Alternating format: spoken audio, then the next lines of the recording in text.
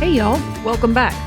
So today I'm going to show you exactly how I pressure can green beans step by step using an approved tested recipe so that you can get your green beans out of your garden and into your pantry.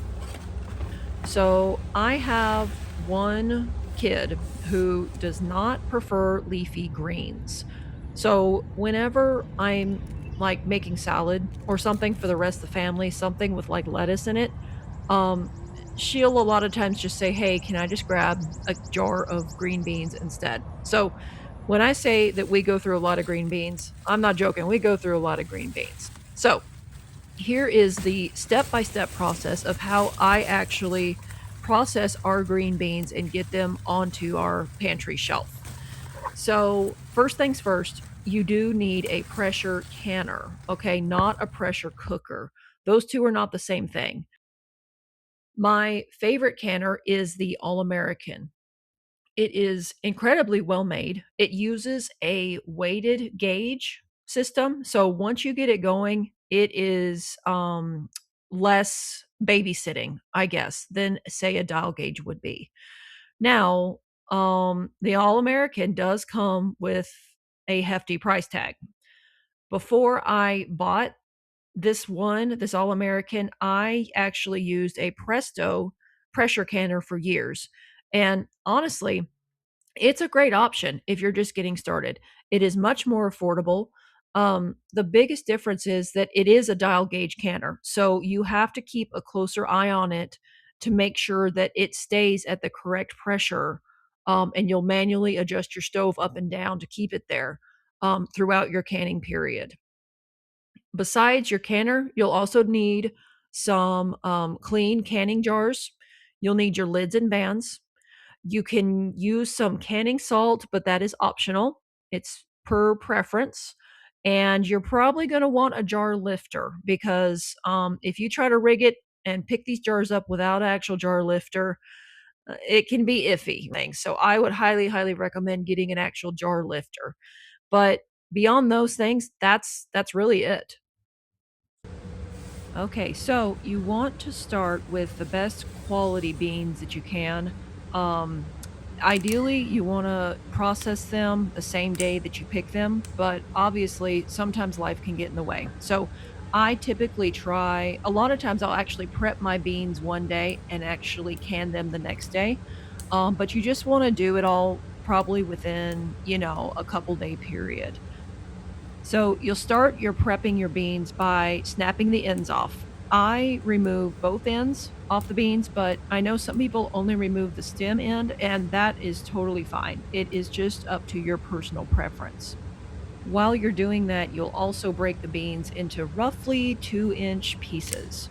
And this part is one of my favorite jobs to do when it is blazing hot outside and like 95 degrees, and there's nothing you want to be doing in the garden.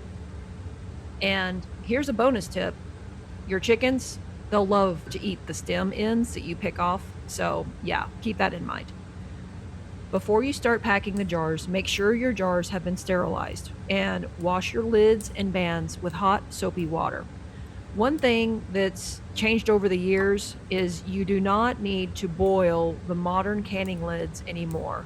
In fact, the manufacturers recommend against it because boiling can actually damage the sealing compound. So, soap and water is all that they need. Now, rinse your beans really well and let them drain. There are two approved ways to can green beans, there's raw pack and hot pack. I'm using the raw pack method today for two reasons. First, it's easier. You skip the step of partially cooking the beans before putting them in the jars, which means less work and one less hot pot making your kitchen feel like a furnace. Second, I've canned beans both ways, and honestly, I haven't noticed enough difference in the finished product to justify the extra step in the hot pack canning side. Plus, both methods are safe, so I just like the simpler option. Now, onto the jars. What you'll want to do is pack your beans in as tightly as you can without smashing them, right? You want to leave 1 inch of headspace, which is simply the distance between the top of the food and the rim of the jar. Now, different recipes call for different headspace, but for green beans, it is 1 inch. While you're packing jars, start warming your pressure canner with about 2 or 3 inches of water in the bottom, and also get a kettle or a pot or both of water boiling. So you'll use this to fill the jars once the beans are packed. If your water has a strong taste or lots of minerals, filtered water can make a better finished product. So we're on a well, and so I actually use our reverse osmosis water. So salt is completely optional. I used a half teaspoon per pint because that's like what when they can green beans commercially, the ones you buy in the grocery store, they're canned with salt, and that is a familiar taste for my family, so that's what they prefer. But you can feel free to adjust it to your own taste, or you can just leave it out entirely.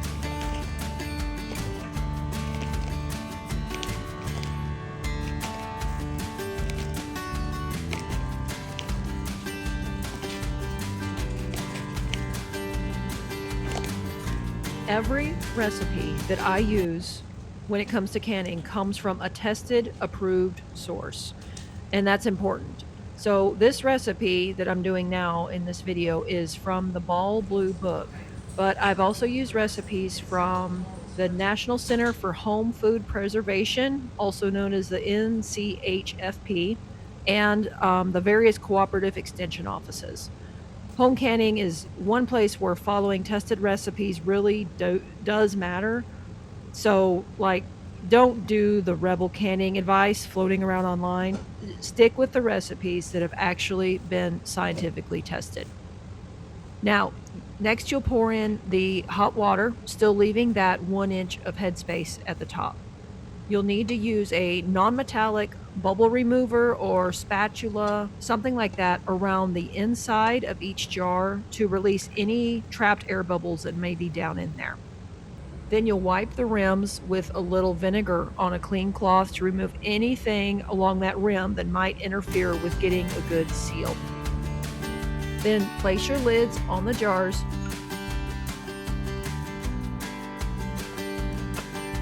and screw the bands on fingertip tight, okay? Not just use like 3 fingers just to get it past snug, and you don't have to just like crank down on it, okay? Now it's time to actually put our jars in the canner, okay? So don't forget, it's easy to forget that rack that goes in the bottom of your canner, but you'll definitely want to put that in there because you don't want broken jars. So put your rack in the bottom, and then you can go on and start loading the finished, ready jars into your canner.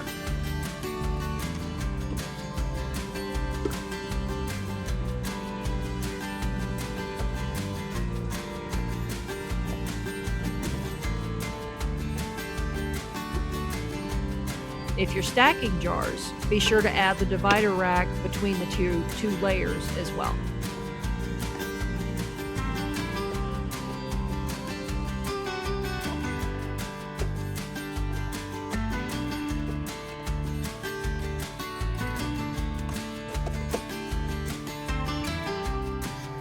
Then you'll put the lid on.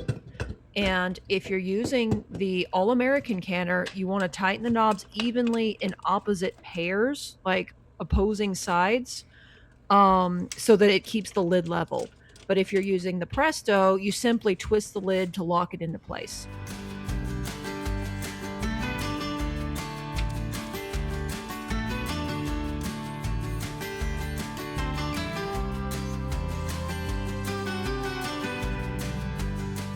Then you'll turn on your stove to about a medium heat and you wait. Once you have a steady stream coming out, you will start a timer for 10 minutes.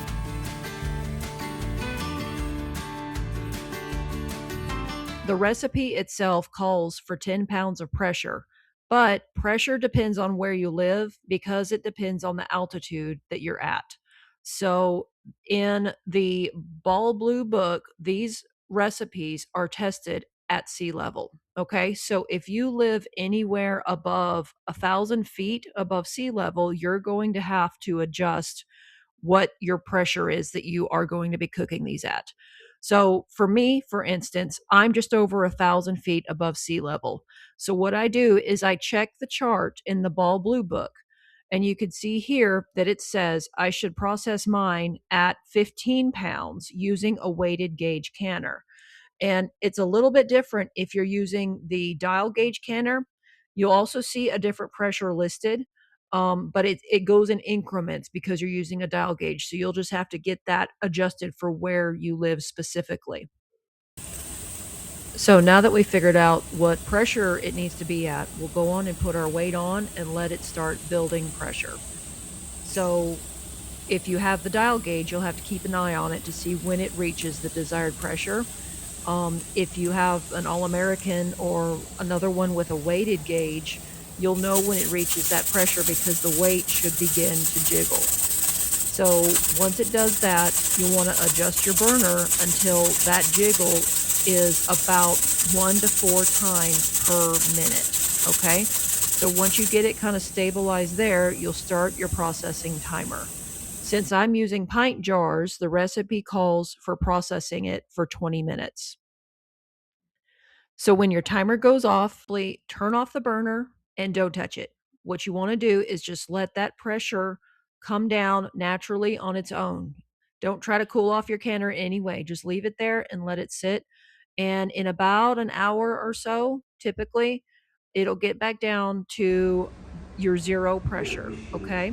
So once the gauge reads completely zero, you want to make sure there's no pressure in it. You can remove the weight, and then you want to let it sit another 10 minutes because it could have a little bit more residual pressure in there. And plus, if you remove the weight too long and there or too quickly, and there is a quick adjustment in pressure, it can cause your jars to either siphon, or worst case scenario, they can break in there. So you want to just let it sit. This is a gradual process. So you let it sit for 10 minutes after you have that weight pulled off. Then you can carefully open the lid, and when you lift it, you want to make sure you lift it away from your face. Like, don't let the steam hit you right in the face when you open it. Now, for me, I usually take the extra step and I'll let the jars sit in the open canner for another 10 or so minutes, okay? And it may be overkill, but I'd rather be patient with it than have, boiling bean water come spurting out of this thing, right? So let it just sit there, take it nice and easy. So when you're ready to remove them, you grab your jar lifter and you'll remove the jars and you'll place them on a towel on some kind of a heat safe surface because they still will be really, really hot, sometimes boiling when they come out of the canner. And so what I do, I have these butcher block countertops, so I usually just get a separate chopping block and I place a towel over that, pull them out of my canner and put them right on that towel. So when you pull them out too, you want to make sure you try to hold them level. Even if there's water on the top, it's okay. It'll evaporate and you'll wash it off later. You want them to keep fairly level so you don't disturb that seal. So you pull them out, place them on your heat safe surface, and you just leave them. You don't do anything else to them for at least 12 hours. You don't want to disturb them.